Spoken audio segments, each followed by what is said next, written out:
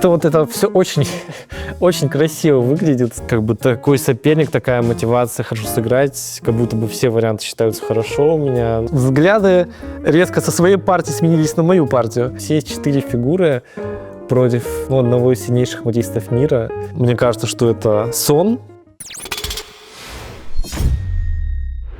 Всем привет, меня зовут Андрей Есипенко, мы на канале Virtus.pro. Сегодня я расскажу вам про мои 3 партии. 2 мои такие самые эмоциональные, ключевые, наверное, в карьере победы. И одно такое же важное эмоциональное поражение. Этот турнир, это, мне кажется, мой первый чемпионат мира по рапиду. Я играл в Эр-Рияде, Саудовская Аравия. Первый раз приехал. Я на тот момент был даже не гроссмейстером, я был мастером ФИДа. Моя, наверное, первая встреча с таким топ-игроком на тот момент. Сергей был великолепен. Особенно в быстрый контроль он очень силен, в быстрый блиц. Да, это такой вот вызов был для меня. Я, на самом деле, теорию на тот момент особо не знал. Просто играл как-то, мне казалось, весело, задорно. Ну, могу, в принципе, начать показывать. Да, мы разыграли защиту Каракан. Я даже не помню, было это моим основным дебютом или нет на тот момент, но это не так важно. Как-то я тут вышел из дебюта, это какая-то теория. Вот. Да, ферзь b6. Что такое я помнил, что вот есть какой-то такой ход, но не помнил конкретно, здесь он или не здесь. Просто его сделал, чтобы время не тратить. Типа, будь что будет. Длинная рокировка. Да, и вот здесь, в принципе, начинается самое интересное. То есть такой ключевой ход d4, после которого, в принципе, позиция определяется. В центре структура определяется. Конь отходит, я c5 хожу, чтобы вывести коня, там где-то в длинную рокировку может уйти, рокироваться, но это тоже не так важно. Да, e5 ходит Сергей, конь d5, хочет разменять коня, я не хочу, как-то ближе к королю стремлюсь. Король b1, логично. Конь d7 нападаю на пешку, он ее защищает. Я еще раз нападаю, он конь h5, неплохой ход. Теперь, как бы, дело в том, что бить мне не очень понравилось, что здесь будет f4, потом f5, какая-то позиционная компенсация у черных. Не совсем хотелось так вот партию ставить. Поэтому я ушел в длинную рокировку. Он пешку защитил, вот и здесь, наверное, самое интересное начинается. f4 такая, как он пишет, грубая ошибка. Но грубая она по причине вот варианта, который как раз случился в партии, очень красивый, как мне кажется. То есть у меня вот в этот момент все фигуры как-то вот начинают летать просто по доске. Все фигуры начинают работать резко после хода c4. Пешку он побил, это логично. Теперь я нападаю на мат ходом слона 3. Он защищает. Пешку на b2. Я с темпом нападаю еще конем на ферзя. Не нужно отходить, в принципе, логично, куда еще отходить, да, то есть он напал на слона. Теперь я перекрываю ферзя ходом d3, чтобы при случае еще подключить коня к игре. Сергей бьет пешку на d3, я хожу конь a4, нападаю еще на мат. То есть мне еще нравится партия тем, что я каждым ходом нападаю. Вот такая очень активная игра, динамичная. То есть тут еще получается, что вот конь на h5, но он вообще как бы не при делах. Вот если бы он ставил где-нибудь на b3, было бы гораздо лучше, но вот здесь как бы с таким конем у меня по сути лишняя фигура в атаке. То есть там все мои фигуры здесь, все его фигуры там. Ну не то чтобы все, но большинство. То есть, в принципе, очевидно, что атака может закончиться положительно, победой. Сергей логично защищает пешку на b2. Я нападаю с темпом. И вот здесь я помню, что я после хода ладья d2, я вот здесь уже начал видеть, как я выигрываю партию. Именно вот комбинация, которая случилась в партии. Я начинаю видеть, и я начинаю, ну не могу сказать, что молиться, чтобы он так пошел. Потому что мне казалось, что это, ну, просто должно так все срастись. То есть я думал, что вот даже если он здесь в этот момент сдастся, то это будет очень как бы плохой расклад. То есть я хотел именно вот сделать то, что я сделал в партии. К счастью, мне это удалось сделать. Спасибо Сергею, что он как бы не сдался и дал мне. Мне кажется, он видел этот вариант просто. Может быть, позволил мне так сыграть. Ферзь F2, в принципе, не так понятно, куда еще отходить. В принципе, абсолютно логично. Здесь я, в общем, сделал такой ход, да, ферзь b3. Как-то вот это все очень, очень красиво выглядит. Слон на 3, ферзь на b3. То есть все 4 фигуры против вот, одного из сильнейших матистов мира. По-моему, не знаю, очень красивый ход. Теперь идея в том, что бить на b3 ферзя нельзя из-за мата. Если белые ничего не делают, то я бью пешку на 2 и ставлю мат. Получается, у белых выбор либо побить коня, либо бить слона. Если они бьют слона, то я поставлю мат на b1.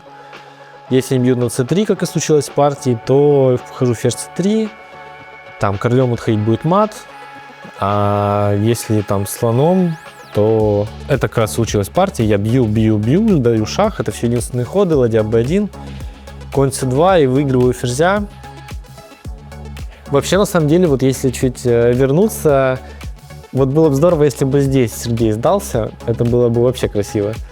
Но я уже слишком перегибаю палку, я понимаю. Но вот именно в такой позиции сдаться было бы неприятно.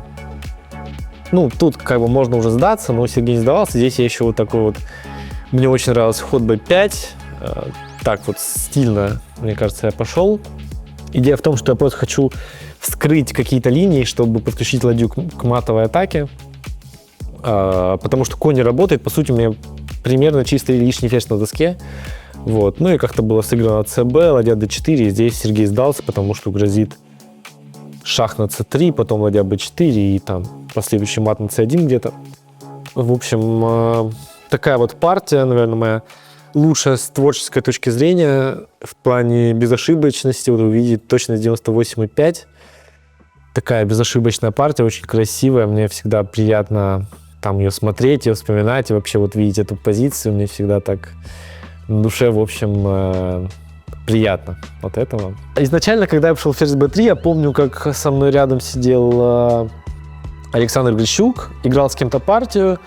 Может быть, еще кто-то рядом сидел. И когда я пошел в ферзь b3, то есть они играют свою партию, но я вижу, как их взгляды резко со своей партии сменились на мою партию. То есть они резко стали смотреть на мою партию. Вот тоже это было очень приятно. То есть Александр Грищук тоже на тот момент один из сильнейших матистов мира. И вот так вот он при нем как бы сделать этот ход, это было особенно приятно. Невероятные эмоции после этой партии. Был очень счастлив. Я тогда еще был с папой на турнире. Папа тоже буквально следил.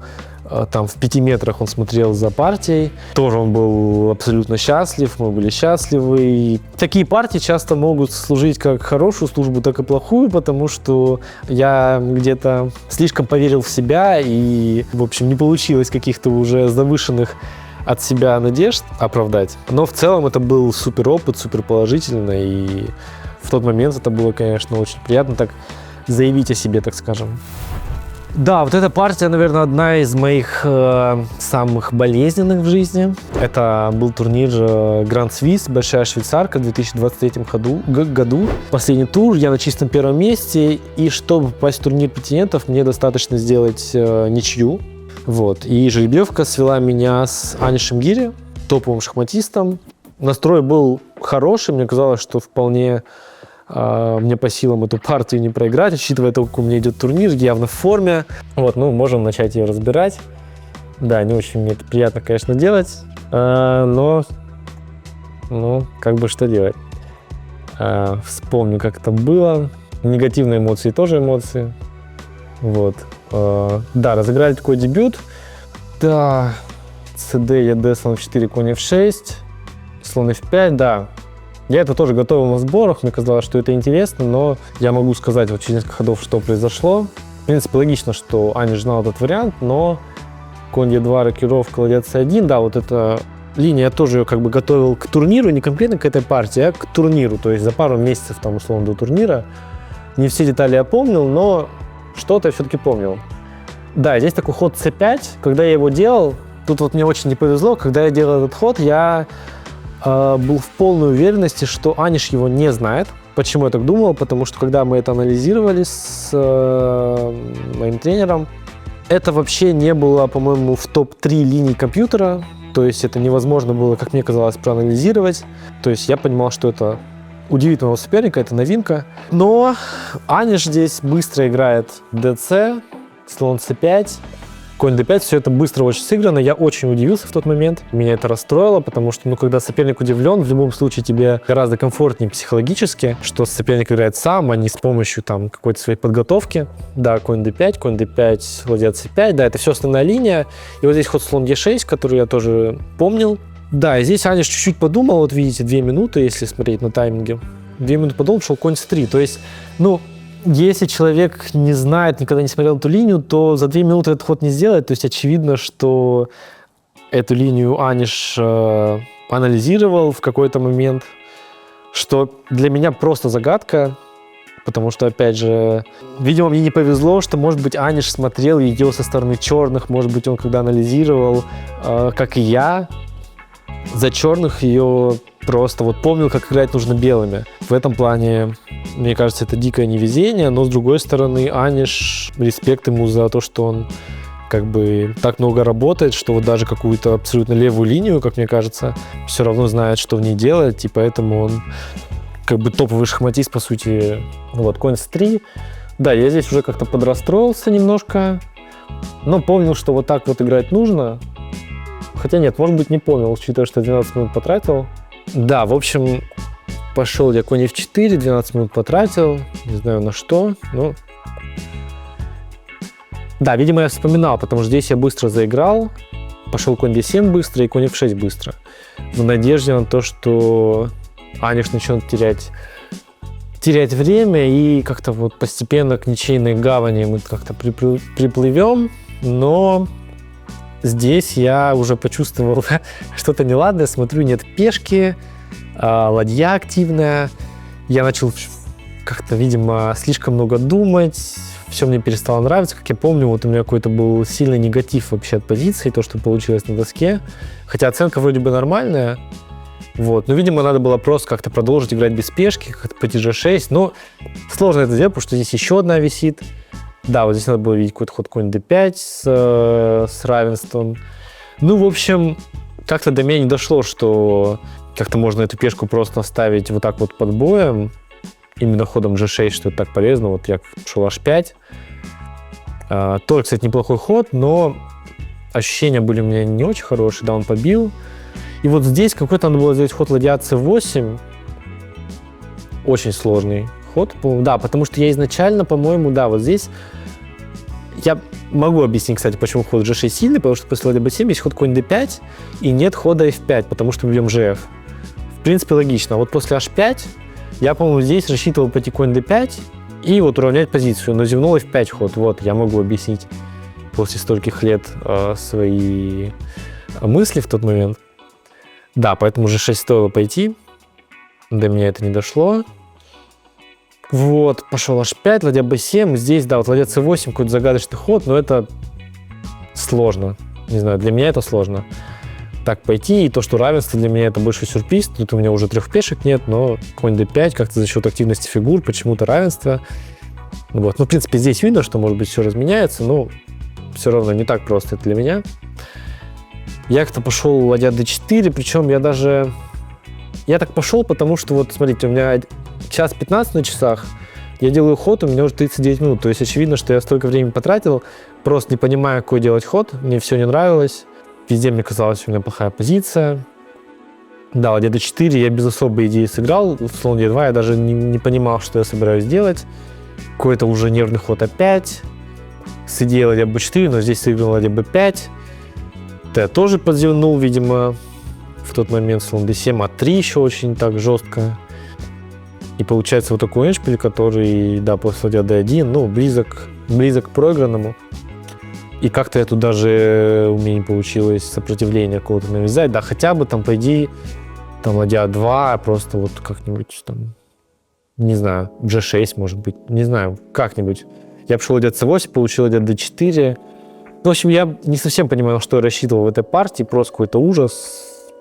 Развалился как школьник какой-то. Да, здесь уже ничего интересного.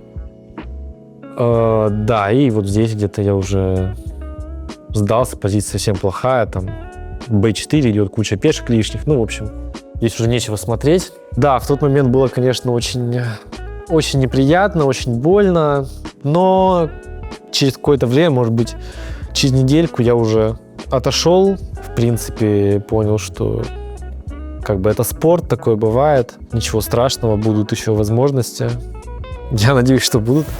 Это был 2021 год, мой первый супертурнир в Айконзее. Там играли все топовые шахматисты. Первая партия против чемпиона мира. Эмоции зашкаливали даже просто от того, что у меня есть возможность с ним сыграть. Вот. А то, что мне удалось, забегая вперед, скажу, удалось ее выиграть, это, наверное, может быть даже лучший день в моей жизни. Именно эмоционально можно перейти уже к самой партии. Да, я пошел Е4, это на тот момент был моим основным ходом. Если не ошибаюсь, я, может быть, только так ходил в том турнире, только Е4 во всех белых партиях. Да, здесь сразу же Магнус меня удивил. Как я помню, я в первую очередь, конечно, анализировал ход Е5 и вот разные, вот, там, не помню, испанку я собирался играть или итальянку. Но это как бы основной дебют такой базовый Магнуса. Вот, С5 я, наверное, в самую последнюю очередь готовил, точнее, не могу сказать, что именно ход С5 я в самую последнюю очередь готовил, именно вот дебют Найдорфа, который случился на протяжении многих лет. Конь С6 и челябинский вариант был основным как бы оружием Магнуса. Но он, видимо, считал, что я явно к этому подготовлюсь, хотел меня как-то удивить и вышел в Найдорфа. Да, я пошел на основную позицию. Да, вот это вот как бы такая базовая позиция всего варианта. Как я помню, вот мы здесь смотрели как раз этот вариант. Причем самое забавное, что смотрели вот буквально, я вот как сейчас помню, что Юрий Рафаэлович показал вот именно вот слон Е2. Понятно, смотрели, здесь, наверное, более основной ход Е5, там конь Б3, и какие-то вот возникают сложный стратегический рисунок. Белые играют на поле d5 зачастую. То есть там, я помню, я готовил что-то типа вот такого, по-моему, слон F3, потом у нас план пойти, значит, стрелочки, если могу показать. Да, вот стрелочка, то есть ладья Е1, потом у нас какой-то план, конь D2, конь F1, конь Е3, и значит мы боремся за поле D5. Если мы поставим туда коня, будет здорово, но сейчас не так просто это сделать, потому что конь черный здесь стоит. В общем, сложный стратегический рисунок. Нужно хорошо понимать эту позицию, чтобы ставить проблемы черным. Но это такой вот больше на позиционную борьбу, мне кажется, ход. А Е6 это больше, даже не знаю, как описать ход, тоже, наверное, на сложную стратегическую борьбу, но такой более острый рисунок получается. Особенно если белым удастся уйти в длинную сторону, рокироваться, я имею в виду, длинную рокировку, как у меня, по-моему, получилось сделать в партии. Да, но подготовили вот мы что, то есть слон Е7. Я, кстати, не уверен, что слон Е7 это даже основной ход, то есть вот много ходов, на самом деле, тут сложно подготовиться конкретно, нужно, мне кажется, именно понимать эту позицию желательно.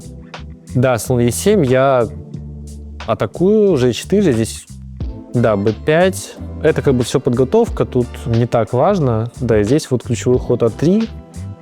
На этом, в принципе, подготовка заканчивается. Не знаю, кстати, как я еще запомнил, что именно здесь А3. Обычно я как вот такие моменты очень часто забываю, но здесь почему-то помнил. Пешку он съел, иначе непонятно тогда вообще, что делать. Там, скажем, если так, то просто я там, скажем так, хожу и потом начинаю атаку.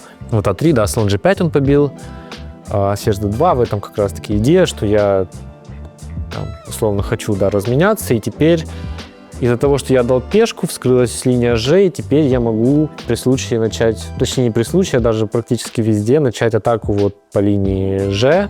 То есть черным не так понятно уже, куда рокироваться. В короткую сторону, если рокироваться, то под мат можно где-то попасть. То есть такая инициативная позиция у белых.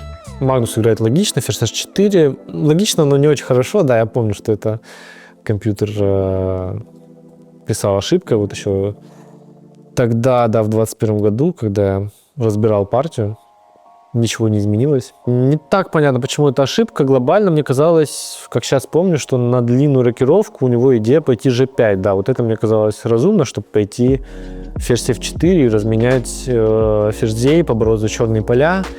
Вот, но тем не менее это было сильнейшее. там компьютер рисует что-то такое, ферзь f4 и ферзь h3, в принципе, разумно, но мне казалось, что я тоже логично пошел. Ладья g1 как раз-таки против хода g5.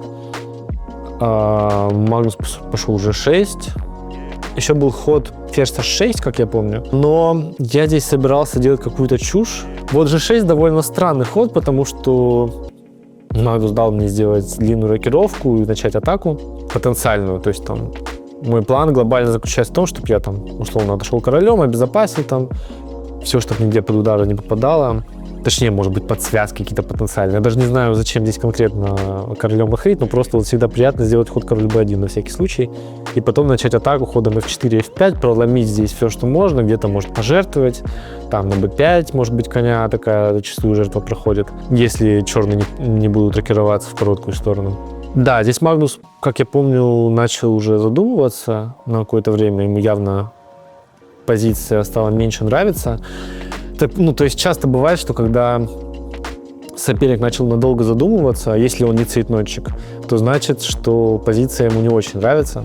Да, Магнус против ферзь e7, и это довольно странный ход, потому что, то есть если вот чуть вернуть, то есть так получилось, что черные пошли ферзь h4, сделали ход вперед, я на него ни разу не напал, и Магнус вернулся. То есть логичнее было бы, наверное, просто сразу пойти ферзь e7. Я бы также ходил длинная рокировка, и здесь можно какой-то полезный ход вместо g6 сделать, там слон b7. Это было бы лучше, чем то, что случилось в партии. Но Магнус как-то вот, видимо, на оптимизме просто пошел ферзь h4, потом что-то ему не понравилось, и он его, значит, вернул. Но, да, здесь довольно простая игра, f4. Я пошел. Просто хочу как-то начать атаку, там либо e5, либо f5, буду как бы смотреть по ситуации, смотря что делают.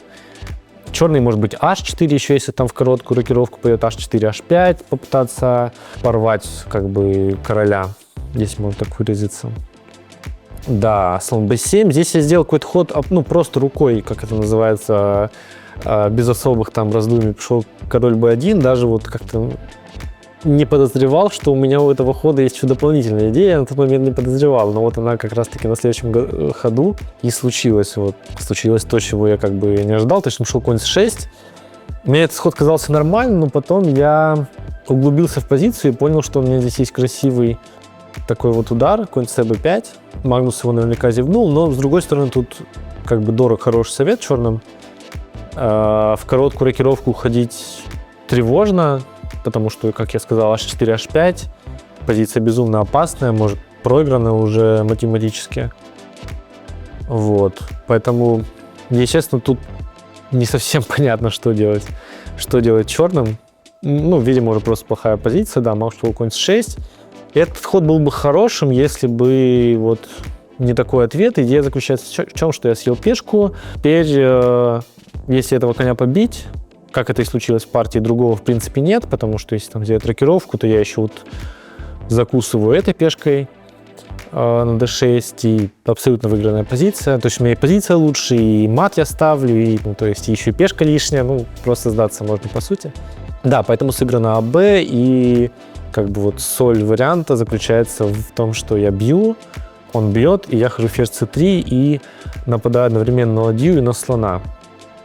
Черных, кроме рокировки, тут ничего не сделать, другого хода нет, нужно делать рокировку, да, ферзь c6.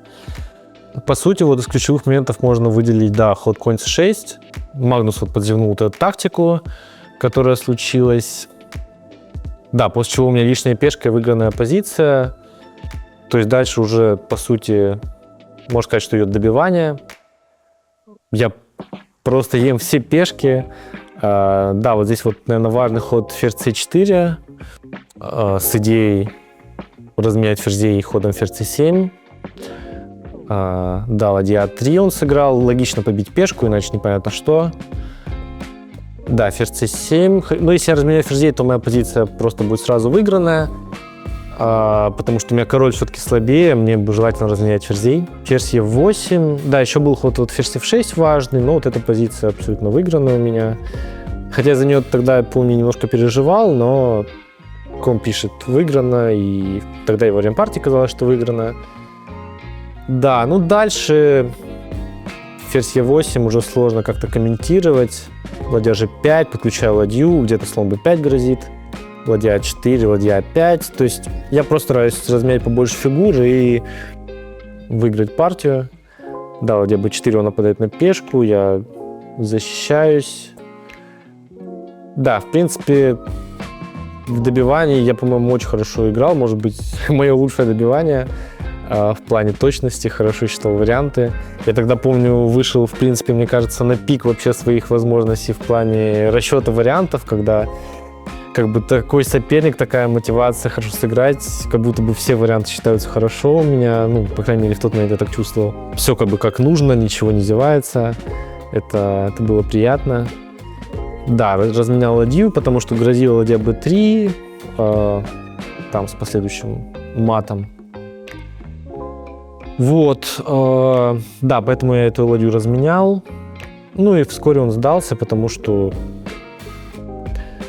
конь висит, если конь отходит, то у меня проходит пешка, по сути, ну и тут как бы совсем плохо, да, и в этой позиции пешка прошла, он сдался, мата здесь никаких нет, я успеваю пешку провести, там, если шах, то я просто так хожу, потом ладью перекрываюсь и партию выигрываю.